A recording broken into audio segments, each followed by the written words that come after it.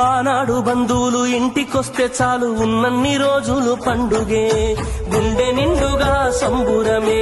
ఆరు బయట నులక మంచంపై పడుకొని కబురులెన్నో చెప్పుకుంటుంటే మనసు నిండుగా సంతోషమే. వాళ్ళు తిరిగి ప్రయాణం అవుతుంటే ఇంకో రోజుంటే బాగుండనిపించి ఎక్కే బస్సు వచ్చి వెళ్ళిపోయేదాకా చెప్పులు దాచిన జ్ఞాపకమే. బరువైన గుండెతో బాధపడేది కన్నీళ్లతోనే సాగనంపేది, బరువైన గుండెతో బాధపడేది కన్నీళ్లతోనే సాగనంపేది. ఆనాటి ప్రేమలు ఏమాయరో, బంధాలు బంధుత్వం ఎటువాయరా. డబ్బు బంధాలే మిగిలేనురో, మనుషులే దూరమయ్యేనురా.